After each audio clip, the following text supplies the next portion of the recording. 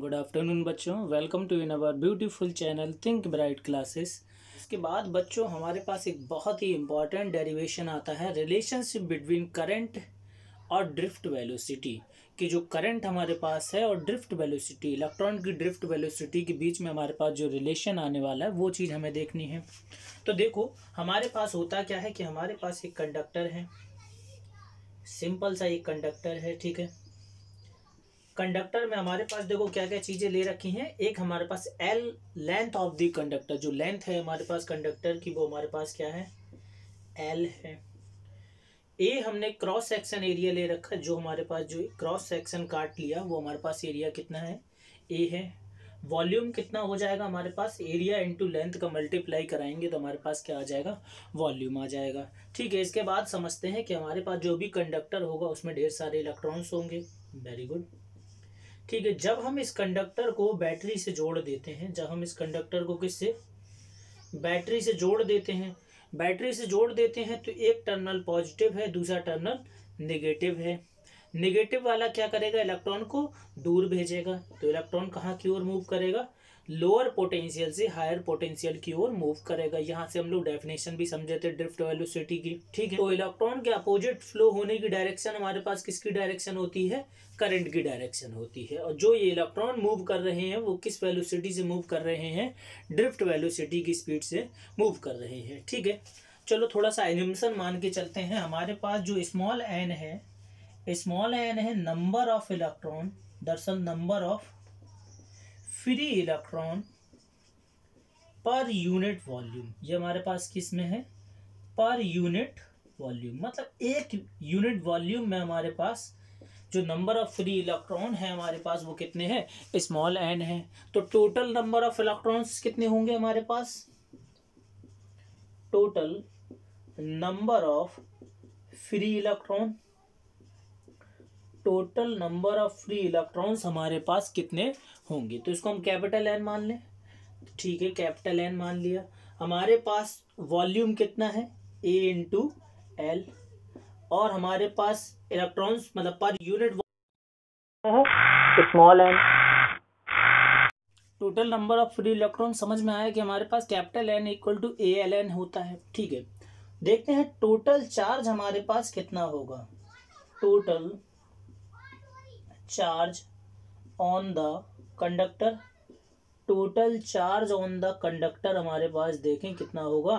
तो Q equal to formula होता है एन ई। एन की वैल्यू हमारे पास है ए एल एन और इंटू ई। टोटल चार्ज हमारे पास कितना आ गया, N A L N E. इसके बाद हम लोग अब देखो, जैसे ही बैटरी से कनेक्ट किया तो इलेक्ट्रॉन चलने लगे। इलेक्ट्रॉन कितनी डिस्टेंस कवर करेंगे, एल डिस्टेंस कवर करेंगे। तो अगर हम लोग एक फॉर्मूला जानते हैं, डिस्टेंस इक्वल टू फॉर्मूला होता है स्पीड मतलब वेलोसिटी इनटू टाइम। हमारे पास ये फॉर्मूला होता है distance equal to velocity into time, ठीक है। डिस्टेंस कितनी कवर करोगे, एल डिस्टेंस कवर किया होगा इलेक्ट्रॉन, एल लेंथ का हमारे पास क्या था, कंडक्टर था, तो एल लेंथ कवर करेगा इलेक्ट्रॉन, ठीक है। वेलोसिटी, किस वेलोसिटी से चल रहा है इलेक्ट्रॉन, ड्रिफ्ट वेलोसिटी से चल रहा है। मान लो इसको चलने में टी टाइम लगा, मान लो इसको चलने में कितना टाइम लगा, टी टाइम लगा। इसको मान लेते हैं equation number first. Equation number कौन सी मान ली, फर्स्ट मान ली, ठीक है। इसके बाद हम लोग देखते हैं कि आई इक्वल टू फार्मूला क्या होता है। आई इक्वल टू फार्मूला जानते हो, क्यू अपॉन टी होता है। आई इक्वल टू अगर क्यू अपॉन टी फार्मूला होता है, क्या हम क्यू की वैल्यू जानते हैं, क्यू की वैल्यू हम जानते हैं कितनी होती है, वो हमारे पास कितनी है, A L N E. Time की वैल्यू अगर यहाँ से देखा जाए इक्वेशन नंबर फर्स्ट से, तो हमारे पास कितना आ जाएगा, एल अपॉन वी डी। क्या ये ऊपर पहुँच जाएगा, बिल्कुल पहुँचेगा। तो देखो आई इक्वल टू अपने पास कितना आया, A L N E, V D ऊपर पहुँचा, अपॉन में एल था, देखो ये कट गया। तो यहाँ से हमारे पास जो आई का रिलेशन आता है वो देखो क्या है, एन को पहले लिख लो, N E A V D. तो यहाँ से हमारे पास एक इम्पॉर्टेंट रिलेशन आ गया, I इक्वल टू क्या, NeAVD। बिल्कुल सिंपल सा रिलेशन है कि N हमारे पास number of free electron per unit volume थे, तो टोटल मतलब पूरे फुल कंडक्टर में कितने इलेक्ट्रॉन होंगे, volume into number of electron per unit volume वाले। टोटल चार्ज देखा, Q equal to formula Ne होता तो AlN इंटू E बन गया। Distance equal to velocity into time लगाया, क्योंकि जब हम इलेक्ट्रॉन बैटरी लगाएंगे तो इलेक्ट्रॉन चलेंगे। L डिस्टेंस T समय में कवर करते हैं तो L equal to VD into T. ठीक है, हम जानते हैं I equal to Q upon T formula होता है। Q की वैल्यू रखी, T की वैल्यू रखी, VD को ऊपर भेजा, L से L कट गए थे, तो हमारे पास देखो फॉर्मूला क्या आ गया, I equal to NeAVD। Simple सा रिलेशन था हमारे पास, काफ़ी इंपॉर्टेंट है और काफ़ी सिंपल वे में एक्सप्लेन किया गया है, तो इसको बाकायदा नोट कर लें। तो इसके बाद हमारे पास एक और इम्पॉर्टेंट रिलेशनशिप आता है, relationship between current density and drift velocity. क्या हम करंट डेंसिटी का फार्मूला जानते हैं? तो हमारे पास फार्मूला होता था J equal to I upon A। ठीक है, वेरी गुड। क्या I की वैल्यू हम लोग जानते हैं किसके रिस्पेक्ट में, VD के रिस्पेक्ट में। तो I इक्वल टू को नीचे फार्मूला लिखा है, क्या है, NeAVD। ठीक है, ए हमारे पास एरिया है, देखो एरिया से एरिया कैंसिल हो गया, तो J इक्वल टू जो फार्मूला आया NeVD। तो ये हमारे पास किस किस के बीच में रिलेशन आ गया, that is current density, that is drift velocity of free electron. N हमारे पास नंबर ऑफ इलेक्ट्रॉन है पर यूनिट वॉल्यूम वाले। E हमारे पास चार्ज ऑफ इलेक्ट्रॉन, मतलब एलिमेंट्री चार्ज का जो चार्ज होता है वही हमारे पास है। तो ये relationship between current density and drift velocity हमारे पास आ गया। इसके बाद हमारे पास आता है सिंपल सा टॉपिक, रेजिस्टेंस। तो लिखा है, डेफिनेशन से पहले समझ लेते हैं कि डेफिनेशन क्या है हमारे पास। The resistance of a conductor is the obstruction offered by the conductor in the path of electric current passing through it. Second definition हमने लिखी है, it is the ratio of voltage and current is called resistance. चलिए इसका मतलब समझ लेते हैं कि हमारे पास रेजिस्टेंस का मीनिंग क्या है। रेजिस्टेंस का इज लाइक का मीनिंग कि जैसे हमारे पास एक रास्ता है, रास्ते में हमारे पास ब्रेकर हैं, रास्ते में हमारे पास क्या है, ब्रेकर हैं। तो मान लो हमारे पास जो कार है, कार की स्पीड कम होगी इन ब्रेकर्स पे, कार की स्पीड कम होगी इन ब्रेकर्स पे। मान लो हमारे पास एक और दूसरा रास्ता है, ठीक है, और यहाँ पे एक जो रास्ता था वो ब्रेकर वाला रास्ता है और दूसरा हमारे पास एक सिंपल बढ़िया रोड है। तो बताओ गाड़ी किससे जाना प्रेफर करेगी, या मान लो तुम खुद ही गाड़ी चला रहे हो तो किससे लेके जाना प्रेफर करोगे, जहाँ पे भाई कोई रुकावट ना हो, कोई रुकावट ना हो या कोई ऑब्स्ट्रक्शन ना हो। वही चीज़ हमारे पास क्या बताता है, रेजिस्टेंस बताता है। तो जैसे हमारे पास मान लो कि यही एक कंडक्टर था जो कि एक तार है जिसमें से यहाँ पर हमारे पास करंट फ्लो हो रहा है। अगर हमारे पास ये रास्ता नहीं है तो करंट को बेबस है इसी से जाना पड़ेगा। तो ये करंट जो ब्रेकर लगे हैं दैट इज कॉल्ड रेजिस्टेंस। तो रेजिस्टेंस क्या करेंगे, करंट की स्पीड को क्या कर देंगे या करंट की वैल्यू को क्या कर देंगे, कम कर देंगे, कम कर देंगे। तो यहाँ पे जो करंट मिलेगा वो कैसा मिलेगा, कम मिलेगा। जैसे मान लो ये वायर लगा था, वायर में लगाने के बाद हमने एक बल्ब लगा दिया और यहाँ पे दो रेजिस्टेंस लगा दी बीच में। तो अगर ज़्यादा वोल्टेज या ज़्यादा करंट आ भी गया तो इन रेजिस्टेंस की वजह से इस बल्ब खराब होने का चांसेस खत्म हो जाते हैं या कम हो जाते हैं। वही चीज़ है हमारे पास रेजिस्टेंस। और जो सिंपल सी हमने डेफिनेशन लिखी, it is the ratio of voltage and current is called resistance. पहली बात तो it represented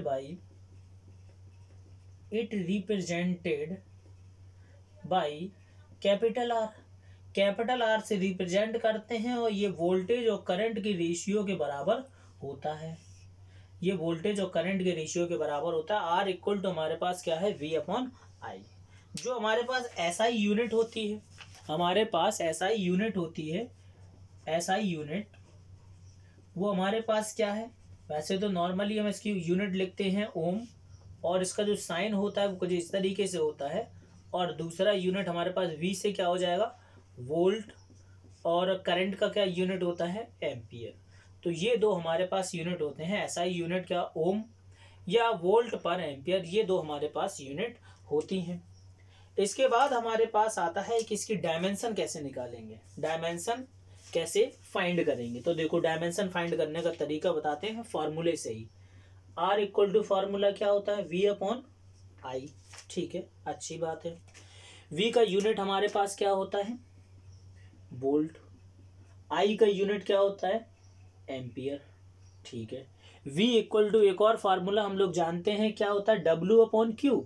V equal to formula होता है W अपॉन क्यू। ठीक है, V का W का यूनिट क्या होता है हमारे पास, जूल, अपॉन क्यू का यूनिट कितना होता है, कूलाम, अपॉन में कितना है हमारे पास, एम्पियर। एम्पियर के अपॉन में कुछ नहीं है तो ऐसे हम मल्टीप्लाई करा लें। तो देखो हमारे पास आर का जो यूनिट बना वो क्या बना, joule into M into 1, upon में हमारे पास कितना बना, कूलाम इंटू एम्पियर। चलो सबका हम लोग डायमेंशन लिखते हैं। तो चलो जूल मतलब वर्क का डायमेंशन होता है ml2 T-2। कूलाम का डायमेंशन हमारे पास होता है 80, और करंट का डायमेंशन तो वही होता है जो एम्पियर का, ये ए। तो आर का डायमेंशन बनाते हैं, चलिए देखते हैं हमारे पास कितना आएगा, ml2 T-2। यहाँ से देखो ए और ए स्क्वायर हुआ, ऊपर जाके पावर कितनी होगी, माइनस का। टी हमारे पास 1 है, पावर ऊपर जाके कितनी होगी, -1। एक बार और इसको, ml2 टी देखो 2 बार आया, पावर ऐड हो जाएंगे मल्टीपल में, तो T-3 A-2। ये हमारे पास आ गया ml2 T-3 A-2 हमारे पास डायमेंशन ऑफ रेजिस्टेंस। सिंपल सा प्रोसेस है इसको निकालने का। पहले इसको जो यूनिट दी है फार्मूला लिखे, यूनिट लिखें, यूनिट को और जानते हैं टुकड़ों में तोड़ना तो उसको और तोड़ लें, जिससे हमें क्या है कि 5 या 6 डायमेंशन याद करनी पड़ती हैं, और इससे हम किसी भी मतलब फार्मूले की डायमेंशन को बना सकते हैं। बस हमें थोड़ा सा 1-2 फार्मूलों का आइडिया होना चाहिए। इसके बाद हमारे पास एक और डेफिनेशन आती है, कंडक्टेंस। इसके बाद हमारे पास एक और इम्पॉर्टेंट डेफिनेशन आती है, कंडक्टेंस। कंडक्टेंस कुछ नहीं होता, reciprocal of resistance is known as conductance. दरअसल रेजिस्टेंस का मीनिंग क्या होता है, ब्रेकर, और कंडक्टेंस का मीनिंग क्या होता है, कंडक्टिविटी उतनी अच्छी हो। जैसे हमारे पास कोई वायर है, वायर में कंडक्टिविटी जितनी ज़्यादा होगी इसका मतलब है कि रेजिस्टेंस की वैल्यू उतनी ही कम होगी, तभी तो रुकावट जितनी कम होगी उतना ही तो करंट ज़्यादा फ्लो होगा। तो वही से हमारे पास इट इज डिनोटेड बाई सी। सी से हम इसको डिनोट करते हैं, कहीं कहीं इस बुक में जी से भी डिनोट किया है। सी इक्वल टू हमारे पास होता है 1/R। मतलब जितना ज़्यादा रेजिस्टेंस की वैल्यू होगी, जितना ज़्यादा रेजिस्टेंस की वैल्यू होगी उतना ही कम कंडक्टिविटी या कंडक्टेंस मिलेगा, उतना ही कम कंडक्टेंस मिलेगा। सीधी सी बात है, रेजिस्टेंस बढ़ाओगे कंडक्टिविटी घटेगी, रेजिस्टेंस की वैल्यू कम करो, रुकावट को कम करो, रुकावट कम होगी तो करंट ज़्यादा जल्दी फ्लो होगा। यूनिट, पहली बात तो रेजिस्टेंस की जो यूनिट होती है उसी में लगा दो इनवर्स, तो ओम इनवर्स बन गई। या और में हमारे पास आर इक्वल टू कितना था, वोल्ट अपॉन एम्पियर, तो इसकी यूनिट क्या बन गई, एम्पियर अपॉन वोल्ट। सही है। डायमेंशन कैसे बनाओ, डायमेंशन देखो आर की जानते हो कितनी है, ml2 T-3 A-2। सबको ऊपर भेजोगे पावर चेंज होगी, m-1 L-2 T3 A2। Dimension भी बना ली, मतलब एक डेफिनेशन याद थी, दूसरी डेफिनेशन अपने आप बन गई। Reciprocal of resistance is known as conductance, C equal to 1/R। Unit बन गया ओम इनवर्स और एम्पियर अपॉन वोल्ट। डायमेंशन हमें रेजिस्टेंस की याद थी, हमने ऊपर भेज दी, मतलब जो भी साइन थे उसको चेंज कर दिया, m-1 L-2 T3 A2 हमारे पास डायमेंशन बन गई। तो ये हमारे पास कंडक्टेंस था। इसके बाद हमारे पास एक इम्पॉर्टेंट टॉपिक आता है ओम्स लॉ। हमारे पास एक जर्मन साइंटिस्ट थे, जॉर्ज साइमन ओम्स। इन्होंने 1828 में एक स्टेटमेंट दिया था। इन्होंने बताया कि इफ द फिजिकल कंडीशन में क्या क्या लिया इन्होंने, टेम्परेचर लिया और प्रेशर लिया। इन्होंने बोला कि if the physical condition of the conductor are kept constant, the current is directly proportional to the potential difference V। मान लो कि हमारे पास कोई एक वायर था, वायर में अगर कोई करंट फ्लो हो रहा है, अगर हम करंट को बढ़ाते जाएं तो साइमल्टेनियसली वोल्टेज भी क्या बढ़ रहा था। तो यही उन्होंने स्टेटमेंट दिया था। तो ऐसा हुआ क्यों, फिर वही उन्होंने बताया था कि जो I डायरेक्टली प्रोपोर्शनल किसके है, V के। अगर हम करंट को बढ़ाएं तो वोल्टेज बढ़ जाता था। उन्होंने बोला कि वोल्टेज को बढ़ाएं तो करंट बढ़ जाता था। ठीक है, दोनों स्टेटमेंट फॉलो हो रहे थे। ऐसे ही हम एक प्रोपोर्शन का साइन हटाते तो हमारे पास एक कांस्टेंट आएगा, तो वही हमारे पास क्या था, रेजिस्टेंस था। R equal to V upon I, यहाँ से हमारे पास रेजिस्टेंस की डेफिनेशन भी हमारे पास आ गई थी। तो इन्होंने केवल इतना बताया था कि अगर हम किसी कंडक्टर की फिजिकल कंडीशन जैसे टेम्परेचर और प्रेशर को कांस्टेंट रखते हैं तो जितना भी उसमें करंट फ्लो हो रहा है उसी के अकॉर्डिंग उसमें वोल्टेज में इंक्रीमेंट होगा। इसमें हम लोग नोट डाल दें, नोट हेडिंग। पहला नोट हमारे पास है सब्सटेंस, मतलब कोई भी मटेरियल, सब्सटेंस में हमारे पास कंडक्टर वगैरह भी आ जाते हैं। तो सब्सटेंस फॉलो ओम्स लॉ। अगर सब्सटेंस ओम्स लॉ को फॉलो कर रहा है तो इनको हम लोग क्या बोलते हैं, ओहमिक कंडक्टर। ओहमिक कंडक्टर हम लोग इनको बोलते हैं। सेकंड पॉइंट हमारे पास है substance not follow Ohm's law. Not follow Ohm's law, इनको हम लोग कौन से कंडक्टर बोलेंगे, नॉन ओहमिक कंडक्टर। ये हमारे पास कैसे कंडक्टर होते हैं, नॉन ओहमिक कंडक्टर। तीसरा एक इंपॉर्टेंट पॉइंट है कि जो ओम्स लॉ है इज नॉट यूनिवर्सल लॉ। ये हमारे पास यूनिवर्सल लॉ नहीं है, मतलब ये हर जगह वैलिड नहीं होता है, मतलब हर कंडक्टर के लिए वैलिड नहीं होता है, मतलब कुछ स्पेशल कंडीशन में ही ये वैलिड होता है। मतलब कुछ हमारे पास एक्सपेरिमेंटल लिमिट होती हैं तभी ओम्स लॉ हमारे पास वैलिड होता है। इसके कुछ एक्सेप्शन केस भी हैं हमारे पास, कुछ डिवाइसेस भी ऐसी हैं जो ओम्स लॉ का फॉलो नहीं करती हैं। इनका मतलब था कि इनका जो ग्राफ मिलता है VI कैरेक्टरिस्टिक ग्राफ, वो हमारे पास कैसा होना चाहिए, ओम्स लॉ अगर फॉलो कर रहा है तो वो ग्राफ कैसा होना चाहिए, लीनियर होना चाहिए। ये हमारे पास मान लो करंट है, ये V और I ग्राफ है, तो ये कैसा ग्राफ होना चाहिए, लीनियर होना चाहिए। अगर ये ग्राफ लीनियर है तो इसका मतलब है कि जो कंडक्टर है वो हमारे पास ओम्स लॉ को क्या कर रहा है, फॉलो कर रहा है। अगर ये ग्राफ लीनियर नहीं मिलता है तो हमारे पास, तो इसका मतलब है ओम्स लॉ फॉलो नहीं कर रहा है। ठीक है, इसके बाद हम लोग देखते हैं कि डेरिवेशन ऑफ ओम्स लॉ। बिल्कुल सिंपल सा डेरिवेशन है, मतलब 4 या 5 लाइन का डेरिवेशन होने वाला है और काफ़ी इंपॉर्टेंट भी है। हम लोग काफ़ी सिंपल टर्म में देखते हैं कि डेरिवेशन ऑफ ओम्स लॉ कैसा होने प्रूफ करने वाले हैं हम लोग। तो ये हम लोगों ने लिखा हुआ है कि on the basis of free electron theory और ड्रिफ्ट वेलोसिटी, मतलब यही दोनों फार्मूले हम लोग क्या है यूज करने वाले हैं, कि ड्रिफ्ट वेलोसिटी के टर्म में फार्मूला यूज कर लेंगे। तो सबसे पहली लाइन आती है कि वी नो दैट, हम लोग जानते हैं, क्या जानते हैं, अभी हम लोगों ने एक डेरिवेशन किया था कि करंट और ड्रिफ्ट वेलोसिटी में रिलेशन। तो हमारे पास एक फार्मूला होता है I इक्वल टू फार्मूला क्या है, NEAVD।